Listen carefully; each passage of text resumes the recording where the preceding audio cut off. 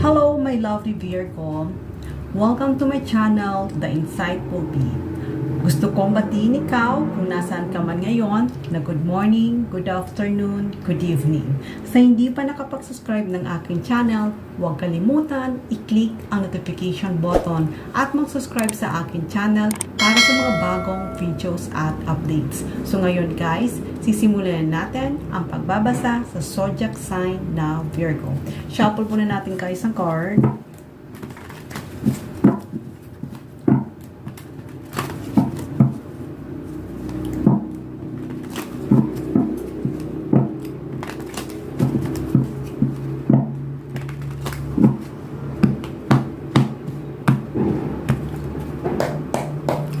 Okay, Virgo. Ano nga ba ang message for Virgo for the month of November 2023?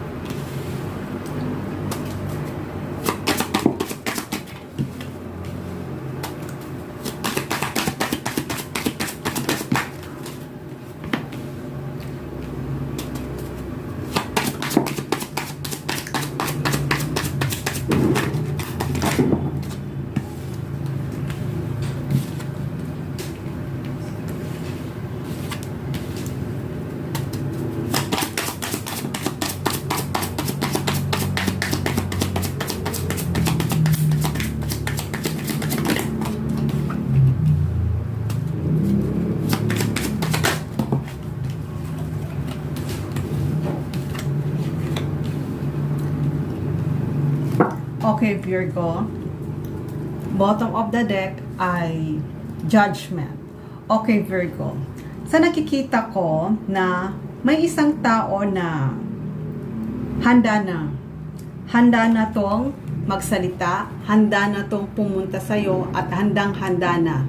Nagmamadali siya kasi maaaring itong tao na to ay natatakot siya na mawala ka sa kanya. Kaya itong tao na to na dati ay hindi siya nagpaparamdam sa'yo, hindi kayo nagkakausap, wala kayong communication, pero ngayon ay bigla na lang siyang nagising na naginip siya na maaaring yung panaginip niya ay baka mayroon ka ng iba. Kaya itong tao na to na sa pagising niya ay bigla siyang gagawa ng paraan para makausap ka. Kaya itong tao na to ay nagmamadali siya para kausapin ka niya. Yun nga, kasi itong tao na to ay masyado tong busy sa work. Masyado siyang nakafocus sa work. Kasi itong tao na to ay talagang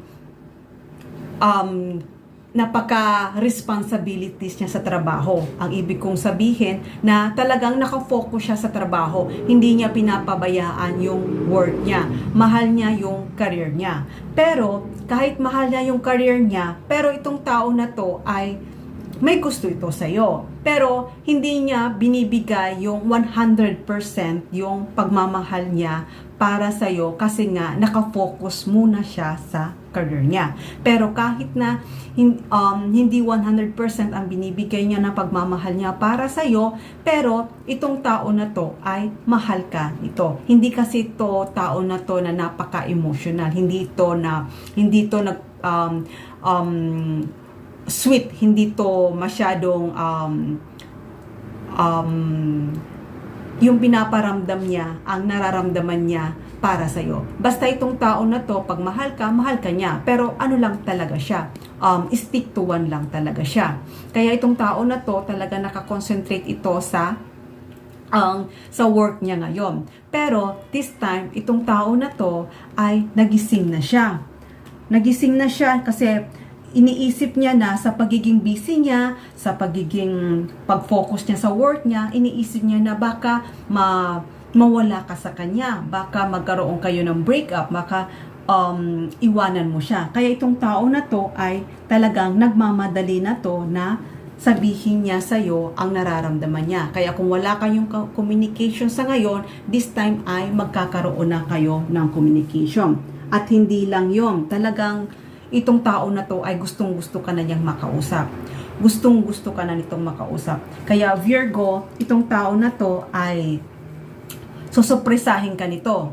Susupresahin ka nito na bigla-bigla na lang na makakatanggap ka ng isang communication sa taong ito. Sa ngayon ay alam ko na naghihintay ka ng communication para sa taong ito, pero hindi mo inaakala na itong tao na to ay mabibigla ka na lang. Kasi itong tao na to ay talagang habang mag-isa siya, habang nare-realize niya na masyado siya nakafocus sa trabaho niya, ay napapabayaan niya na pala yung relasyon yung dalawa.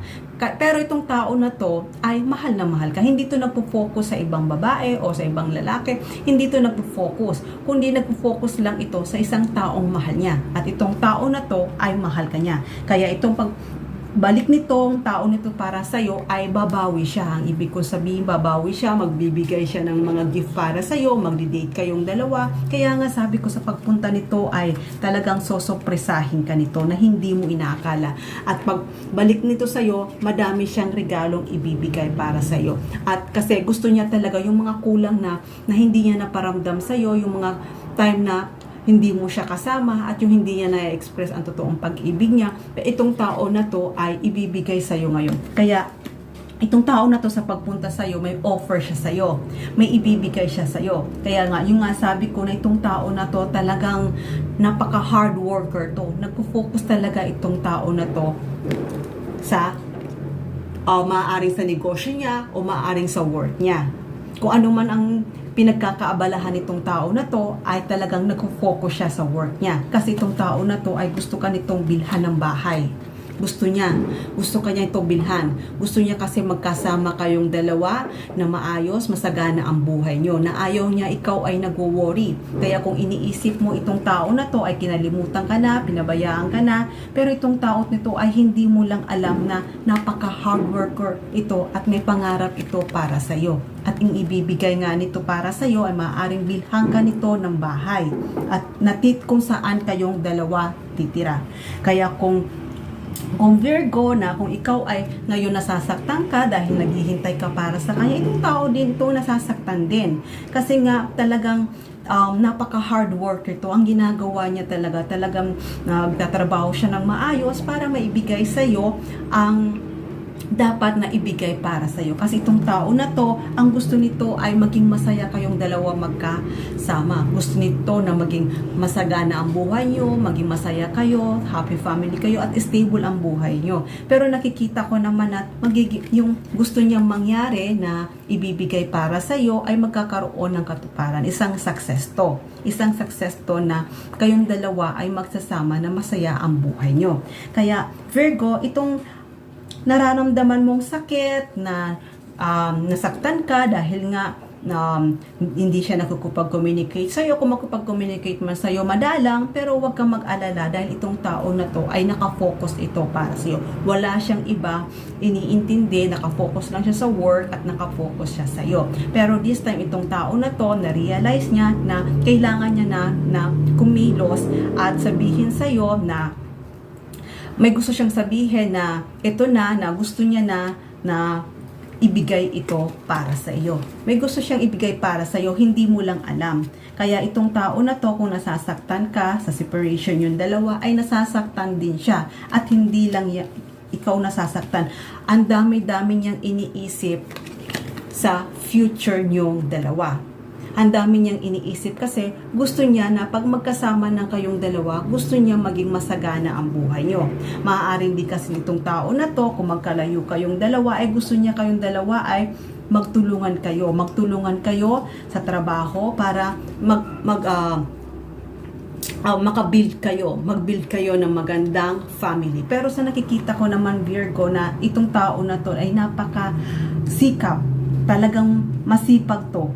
At talagang may pangarap ito. At ang pangarap nito ay ikaw. Ikaw ay gusto niyang bilhan ng magandang bahay. Gusto kanyang ibigay sa'yo ang magandang buhay. Kaya Virgo, kung wala man kayong communication, itong tao na to ay talagang pupunta to sa'yo at mabibigla ka na lang sa pag kikita nyong dalawa, mabibigla ka na lang sa i-offer niya ito para sa'yo. At alam ko ay matutuwa ka dahil itong ibibigay para sa'yo ay talagang magiging brighter ang future nyo, magkasama kayong dalawa. Kaya Virgo, hanggang dito na lang muna ang mensahe na to. Love and peace. Mwah.